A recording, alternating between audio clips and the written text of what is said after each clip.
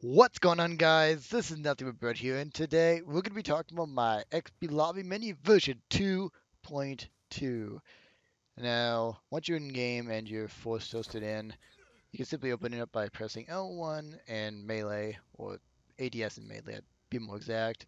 And you got this big menu right here. Well, decent sized menu. There are definitely menus out there that are much bigger. So I tack on a few host cheats really quickly. Anyway, I'm just going to go down the list of functions and everything you need to know. In addition to lots of config options that we're going over in another video, how to specifically do them. I'm going to breeze over them in this video. So let's just get into it.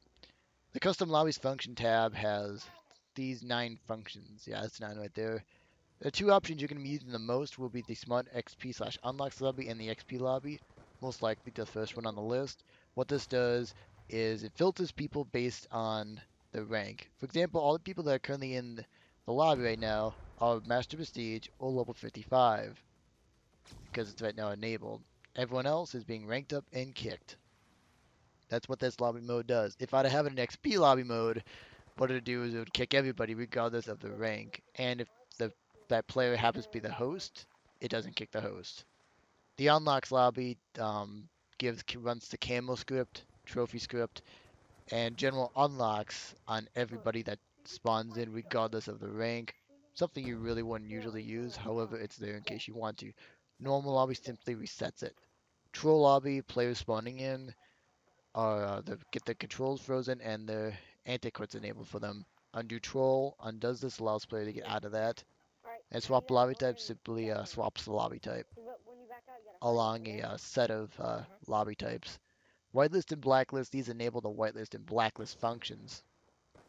How I'll be doing another video where I talk about how to configure these. These are not configured in this version since this is since it just has the only thing that's on the whitelist is my accounts, and there's only one random player that booted me offline one time on the blacklist right now.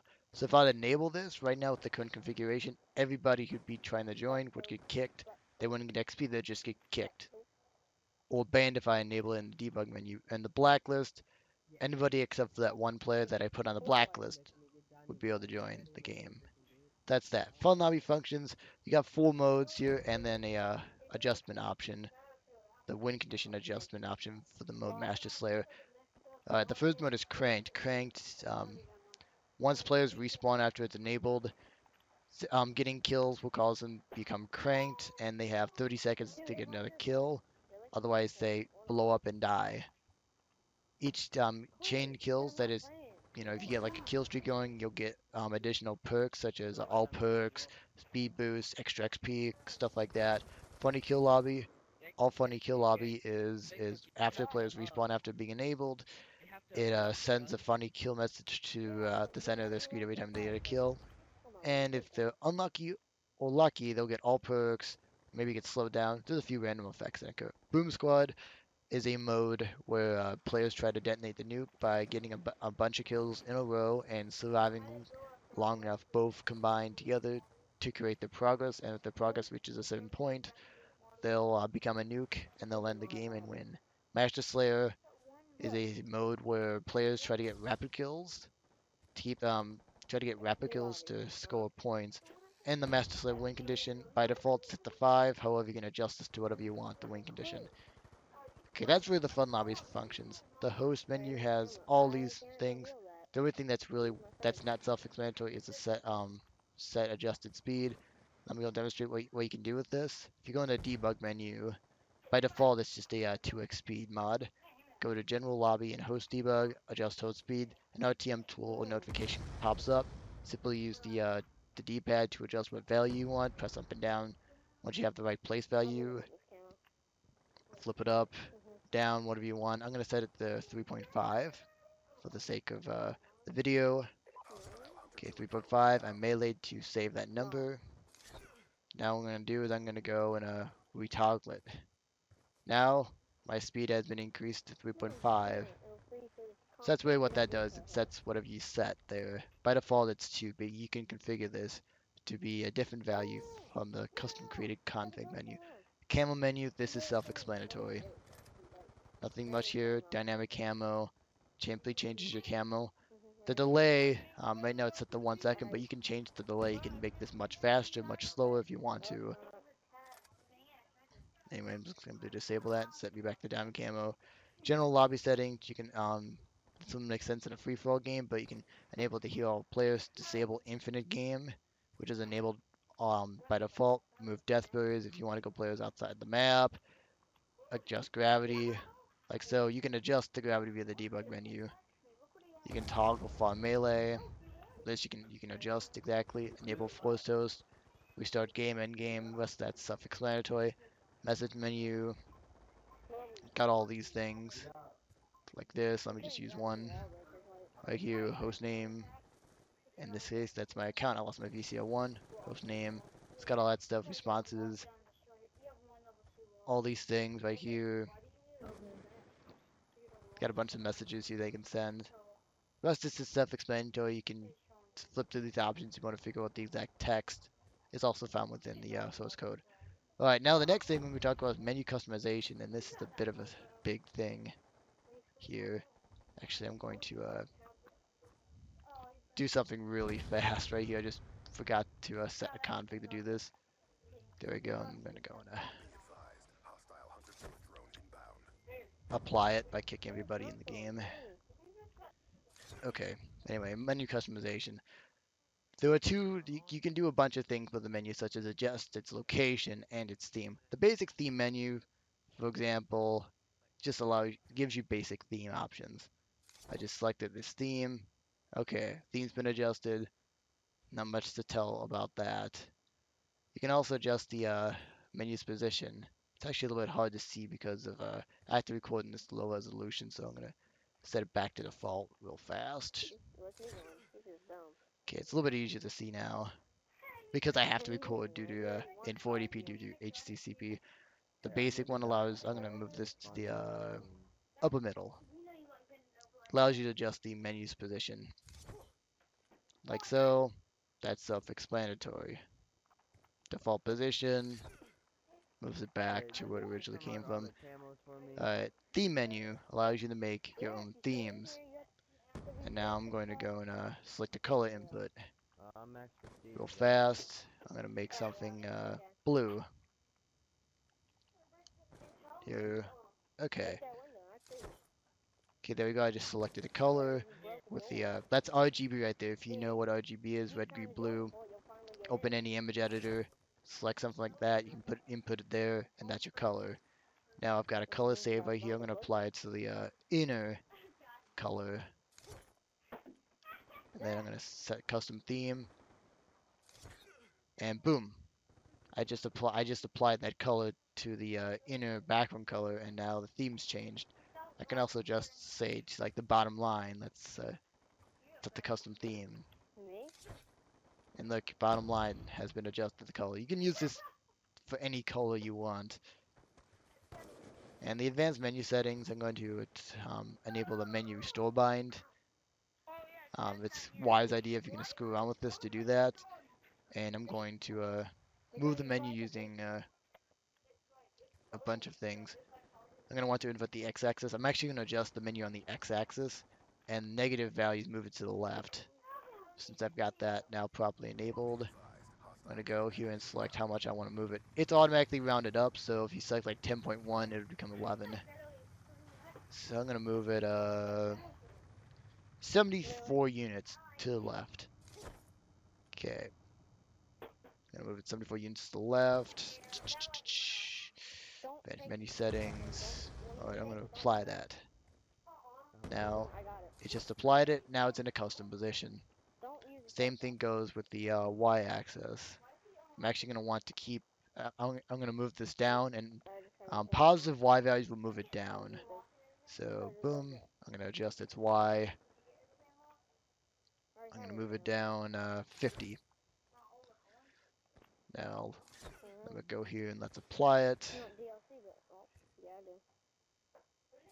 Boom. Now right here, I just applied the change. And in case, say, I'm going to move the menu off screen real fast. That menu restore bind, for example, say I really screw up.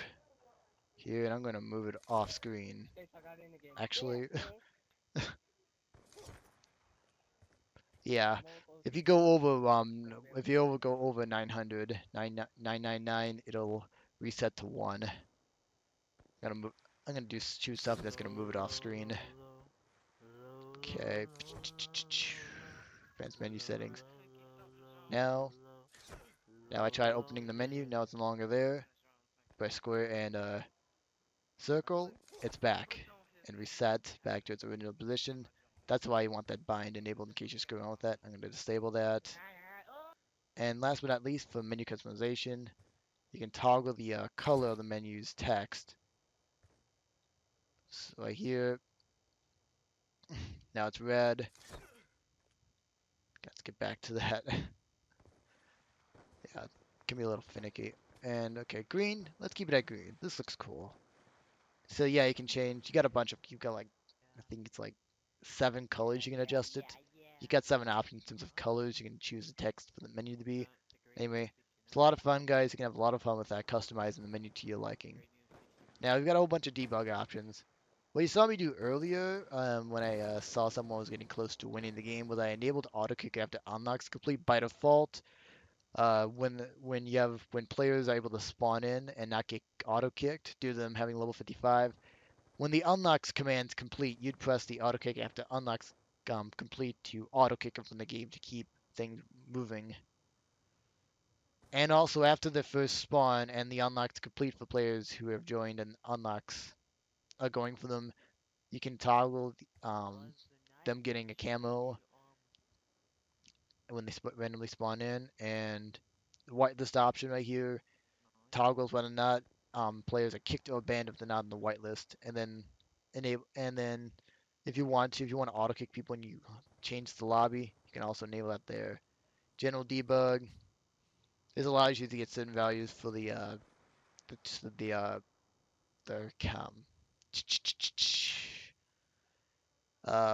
my mind's blank right now. The theme creator tool. That's most of these are related to that, and then some other things, testing related things. And then this right here is related to the player menu, which I'll cover you in a second. And these right here all open up RTM tools to adjust certain values for the gravity, melee range, and speed boost. And config. And if you choose to make yourself a custom config, of course, the custom 1, custom 2, custom 3, custom 4, you'll set these to different things in there. So they'll change to that. You can hit these options, whichever one you bound it to apply the config that you made. I made one right here. I'm gonna apply it real fast. Anyway, I set a lot of the things that I had on that config, so it just applied everything. Okay, that's really in the debug menu. The all players menu, the white blacklist check and all. Like if you enable the whitelist or blacklist, if you enable the whitelist or blacklist and you want to apply it to all players, that is if they're not actually on the whitelist, you remove them from the game. Clicking on this will do that. And periodically, sometimes a player's entry will not appear in the players menu. This right here will fix that. Kick all, ban all, give weed to all. I'll quickly run that. And what it causes all players to do is they start tripping out. And then they add low stats all. Let's say players get a shit ton of deaths, losses, and all that stuff. And this right here, this play right here is high on weed. Alright, anyway, that's the all player menu. And last but not least, we have the players menu. And the players menu, other than the name that shows up, the little number on the left shows the player's player menu permission level, which you can adjust it for anybody by going up to the name. I'm gonna say this guy, and most of these are self-explanatory. Go to player menu controls, and you can set the permission level to say XP lobby. And now by doing that, the player even yeah, player got kicked. Player was removed. I'm gonna do it here with Murdoch real fast. Now right here, the permission level's been set to 1, and I'm gonna quickly apply it to myself real fast to show you guys the player menu. In fact, I'll set myself to XP lobby. And whenever you apply it though, the player actually has to die, so I'm gonna go and use the host menu here to kill myself real fast to show you guys this. As we see, once you give players the menu via the player menu, which that last game it for some reason bugged out a little bit. What they do then is go prone and push right on the D-pad, and it opens up this menu right here. At the first level, they only have access to the account menu, which allows them to access the basic XP lobby commands, and prevents them from accessing anything else, such as the cheat, fun, and admin menu. You can adjust players' permission rank by going to the players menu control, and I'm going to give myself now cheats. This sets it to 2. And now I can open up the menu now, and now I can access the cheat menu. And I've got all these options right here. It's a little bit basic right now in this version. It's going to be built on in later versions. You can see right here, I'm going to become a time bomb here. Just run around here.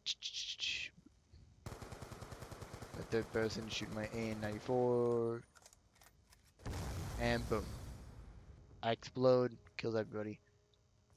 And because of my e-boot build, it actually shows the actual keys that I used to open it.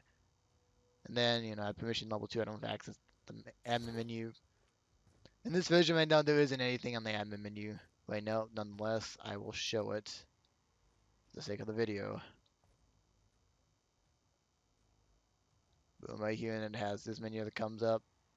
Still pending options though in this version, which will be built upon in later versions. That's really the player menu, and there's a few debug options related to the player menu. The player menu debug, you can set the default permission that players get upon joining the game. You can set it to no menu, that's the default. You can set it to the XP, which is rank level 1, cheats, or admin. Basically anything you want.